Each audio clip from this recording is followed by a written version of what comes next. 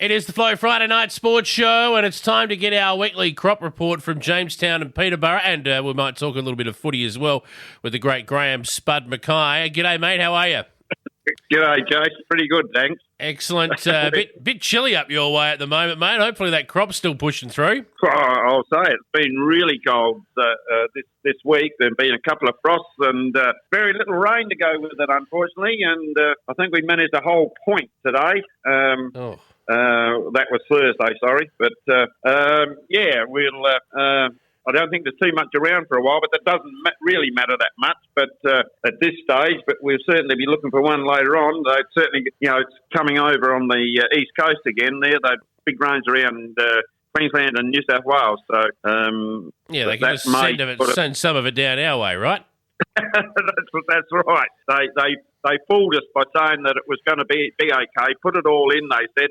But I think that there was a disclaimer there that July might have been dry, and then August, September, October are going to be wet. So we'll see whether their forecast is right. Well, fingers crossed that that's the case. You might avoid the frost when desperately needing to avoid them. Probably not so bad at this time of year, right? But you don't want to get getting too cold in a couple of months' time. No, that's right. No frost then. No.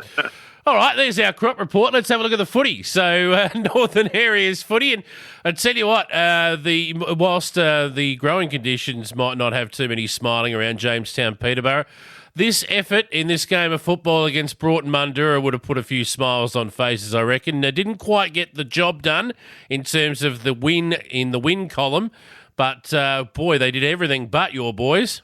It was a terrific performance for Jamestown, Peterborough, and, that's what you're sort of looking for, is that type of thing. But this had the hallmarks of being the upset of the season if they were able to sort of pull it off. But, a couple of players back. Henry Moore is back, and Nick Rinn, who's only played 3 games, and he's having trouble with the knee, and they put him up at full forward, and he presented really well. And then Henry Hall was brilliant for them in the midfield there. So, some of those players, if they can perform, they will do a credible performance against most sides, especially if you can do it against Broughton. Now, bear in mind, Broughton did have about 3 of their top ones out, but you play what you play against. But their team will be better as it moves on into the finals, when I would assume that those 3 top notches will be back for them. Sure, but you mentioned Nick Ryan there. I mean, not bad. He just slipped forward, boot 5 goals, because that's where Jamestown Peterborough have really let themselves down at times this year, is lack of goal scoring power. But really, it was only the second quarter that was a poor one for Jamestown Peterborough, and that is normally the case with a developing side or a team that's near the bottom of the ladder. It's difficult for them to play 4 quarters of footy, led at quarter time, and then Broughton Mundura came out and kicked 3 goals, 6-0 in the second quarter, and in the end, you've only gone down by 8 points. So that second quarter really was the one that hurt. Yes, it was. You're dead right there. But if you look at their finish, it was really good, where they kicked 3 goals, 4 in the last quarter. To 1 goal 2. So they do. I've said that before about Jamestown Peterborough. They're a young side, and they do hang in there. They don't just hang up at 3/4 time and say, well, the game's over. They do finish off well, and that's a good sign for the future, I think.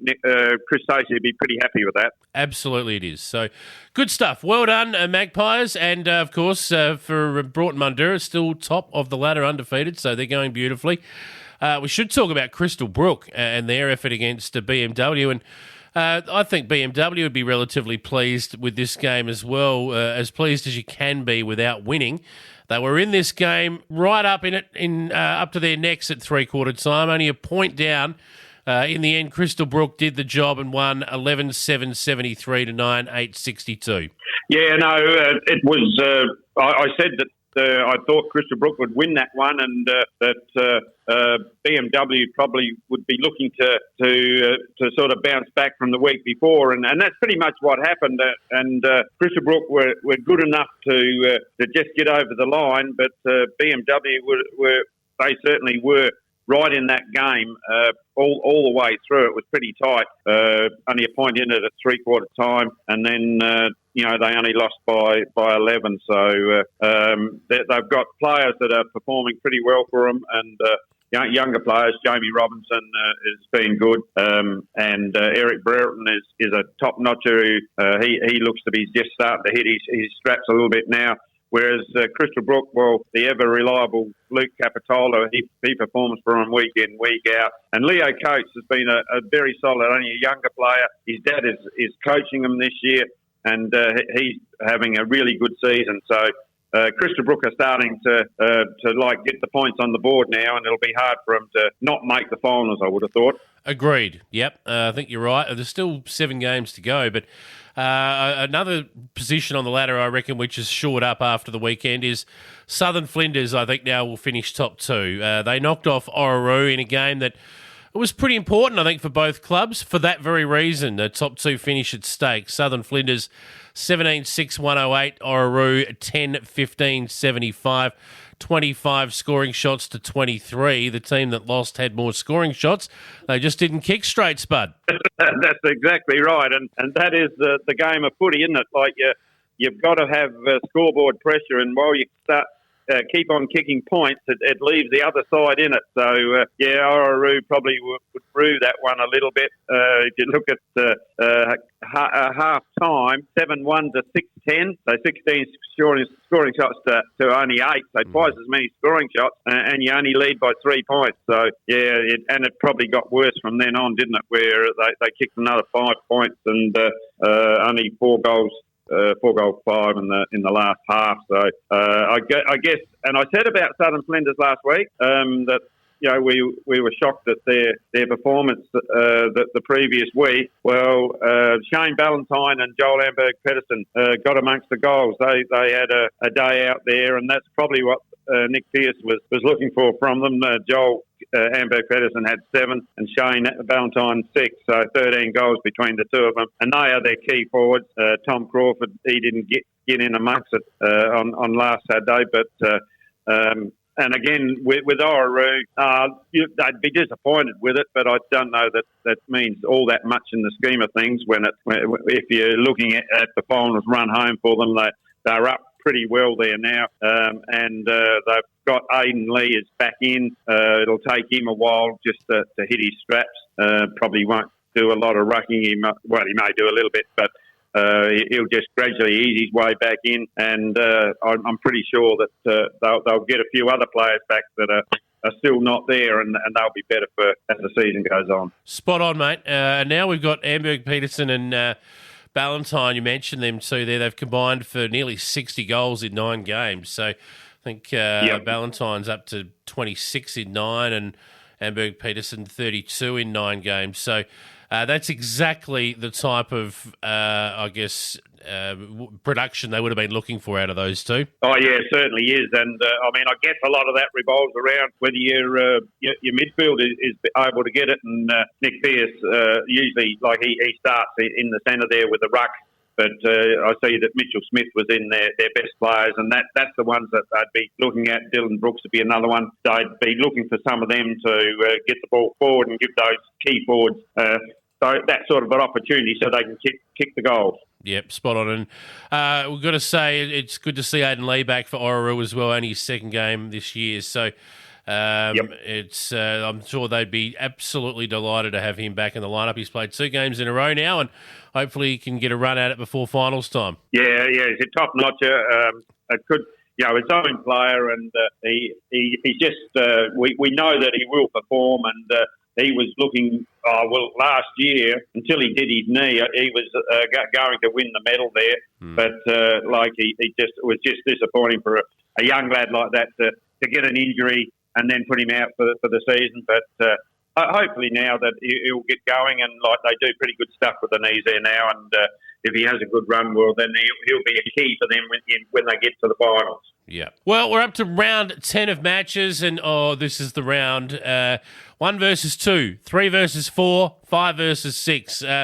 Cracking games of football. Let's go from 5 versus 6. So at Jamestown, your boys, Jamestown Peterborough, welcoming BMW to town. I reckon you can win this one, Spud. Well, this is a critical game for Jamestown Peterborough because they do need to put two solid games together. Like it's quite often with a young side like that, they come out, they show you something the one week and then they fall away the next week. Well, this is a really good opportunity for them, being played at Jamestown Oval. So, I reckon they are a real chance. Of course, BMW will have other ideas because they are still hoping that they can get into the four, and it'll be a top game. But perhaps we'll go Jamestown Peterborough with this one, seeing they were so strong last week. And that's the change between this year and last year. We don't say that tongue-in-cheek or with any sort of hope. It's actually a thing that Jamestown Peterborough could genuinely win this game of football. And that's the difference where the club was last year to where it is now. Exactly right. Yes. No, there's a lot of hope there, and with those young players starting to give Chris Stacey a really good game each week. It's now up to as a team to perform week in, week out, and there certainly is a lot of hope there, and they've still got some that are not sort of there and will eventually get back. But like the ones that are there, they're the ones who will do the job for him. And you're right. They are performing a lot better this year, and there is light at the end of the tunnel there. Yep. So now that we've said all of that, you can absolutely put the house on BMW to win that, and the neighbour's farm as well, no doubt. It's perfect law. It happens all the time. Absolutely. Third versus fourth, Orroroo taking on Crystal Brook. And look, it's a case of which Orroroo's going to turn up. Normally, the good Orroroo shows up at home. It's a fair old road trip for the Crystal Brook Chooks, so it all points to Orroroo's victory, but Crystal Brook are just defying the odds so far this year, aren't they? They are, and it's like in the second part of this season, they seem to be, they've got a few back, changed their personnel a little bit, probably getting used to Matty Coates as their coach. He is probably, I don't know whether he changed the game style or not, but just takes him a while to get used to the new coach. His first season, he was a quality player.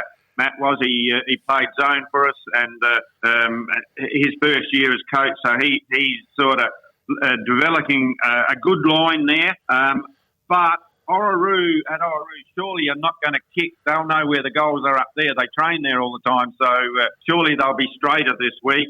And if they do, well, then you'd expect that they will be a little bit too strong for Crystal Brook at Orroroo. Yeah. Now, I reckon this one might be the most important game of the season because the only way for Southern Flinders to win a premiership this year is to genuinely believe that they can beat Broughton Mundura, and the only way to do that is to actually beat them. And they've got an opportunity this week at Laura to get the job done. Broughton Mundura have got an injury cloud over a couple of players. They didn't set the world on fire last week. Here's their chance, mate. Yes, it is. A big chance for Southern Flinders, and you're dead right. You want to sort of be able to know that you can beat these sides when you come in the finals, and not be going into the finals thinking, well, we know we think we can beat them, but we haven't beaten them yet. So if you can put a win on the board here, very important game for Southern Flinders, not so much for Broughton Mundura.